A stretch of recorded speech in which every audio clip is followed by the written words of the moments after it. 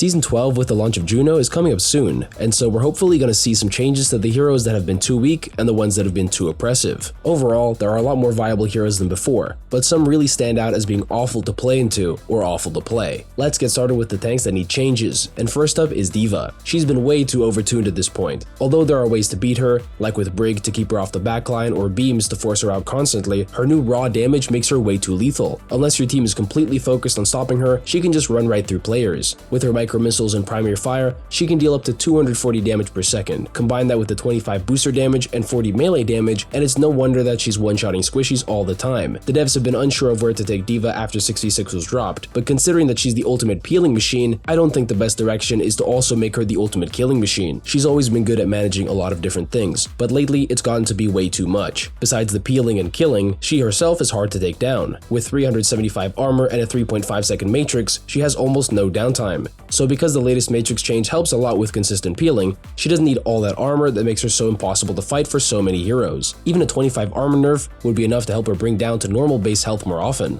And with a nerf to her boosters and micro missiles, she could still have decent damage without being so lethal when flying in. Next up is Doomfist. Contrary to Diva, he needs upgrades right now. In the massive mid-season 11 patch that buffed all the tanks, he got his overhealth generation buffed, but he still suffers from being too easy to counter and not impactful enough in his damage output. His kit definitely isn't bad. His slam has a short cooldown now at 6 seconds, and his empowered punch is always a devastating hit. But when looking at the rest of his kit, his primary fire damage sticks out as being far too weak to keep up with the rest of the game. It's not an easy fix. When fighting squishies, he has the abilities to take them out. 4 quickly reloading shots with 55 damage each is enough for a kill. That's great for a tank who really just needs to disrupt for their team. It's the tank matchup that he really struggles with, mostly because so many tanks can force him out easily and very fast. It's not a big problem for the hyper-mobile hero to be forced out, but when it's only with primary fire damage from Malgo or Junker Queen, having a consistent impact in the fight is tough. Since the armor changes pretty much make it impossible for him to ever deal good damage to tanks again, he should be much better at disrupting. A faster charging punch or getting the slow back on a slam would be a good start, but only something like 20%. He should be good for setting up kills, not for guaranteeing them. And for the final tank change we should see, Roadhog needs some more buffs in the right direction to make him more interactive and less linear. The Pigpen changes weren't anything exciting,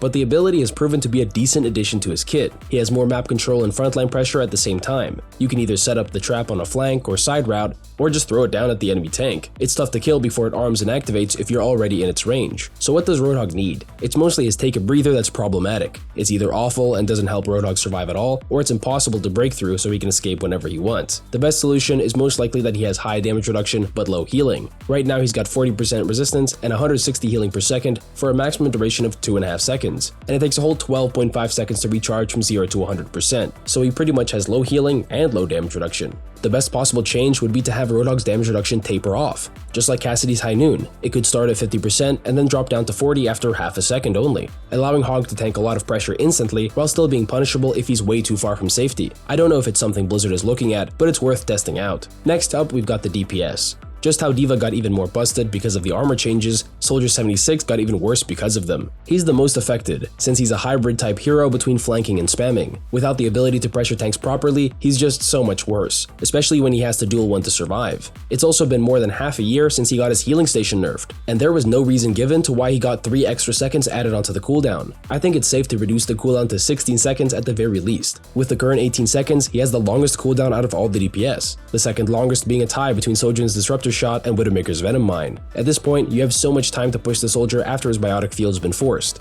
so reducing it so he has more of a chance to re-enter the fight would help a lot for his flanking. And as for the tanks, to help with armor, a 10 damage buff to his Helix Rocket would be ideal. He would get more burst damage against other heroes for sure, but he still wouldn't be able to one-shot Tracer with a rocket melee combo. Even if it makes him too strong, he really suffers from having one of the weakest ultimates out there, and it wouldn't hurt to have him be meta again after that one phase at the start of Overwatch 2. Now for Sojourner. She doesn't need as impactful changes as Soldier does, considering she just recently got demoted from being hard meta, but the railgun changes just haven't sat well. Collateral shots just don't happen that often.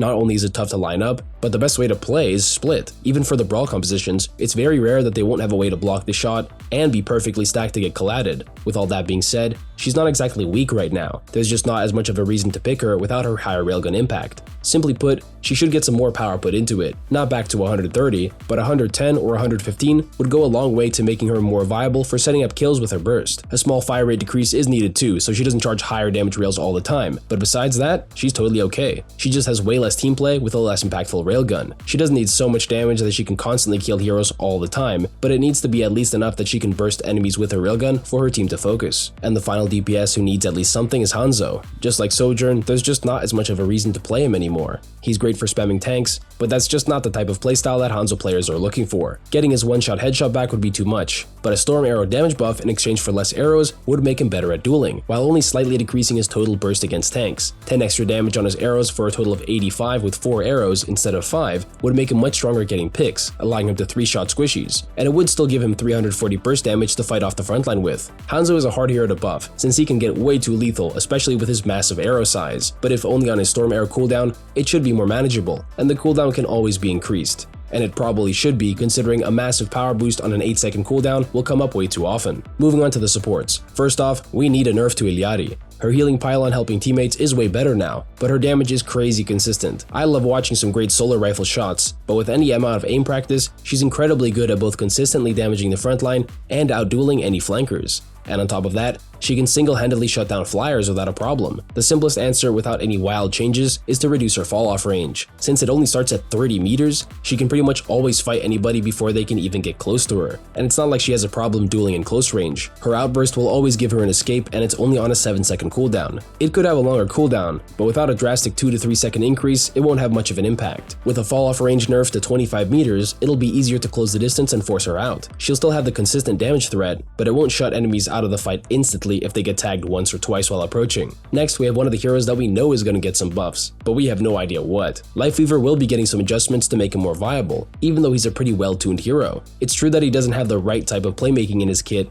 but he survives well and keeps up the good healing with a healthy amount of repositioning utility for his team, and of course the life grip to save. Since his launch, he's had all sorts of buffs, a massive upgrade to Tree of Life, more damage and consistency to his needle shots, and even a health and shields buff to a total of 275. The only obvious thing that he could use is a longer distance on his dash. Compared to Irelia, who knocks enemies back instead of healing, it's much less impactful for thwarting an enemy dive. As for a more creative upgrade, his pedal platform could benefit from an additional buff to allies. It could be a slight speed boost, a small heal over time, or anything that would make it more lucrative to use for teammates making a play. I don't know what to expect considering every part of his kit has been buffed in some way since his launch, but hopefully it's something interesting instead of just more healing from his dash or just more healing output in general. And for the final hero on the list, it's Zenyatta. He's been completely overshadowed by Irelia. She can keep her team up way more while also providing enough damage. The only things he actively does better are spam corners with projectiles and focus tanks. But with the Discord cooldown, it's just way too easy for tanks to shrug it off and then fight freely for 7 seconds. That cooldown just has to be reduced. Because it only takes 1.5 seconds for it to disappear after breaking line of sight, it's really easy to engage quickly right after getting discorded. Either the cooldown needs a reduction of at least 2 seconds, or the discord needs to take longer to disappear, so it can at least give your team time to take advantage of the pressure. And that's it for the changes we need for Season 12. Thanks for watching, and I'll see you guys next time.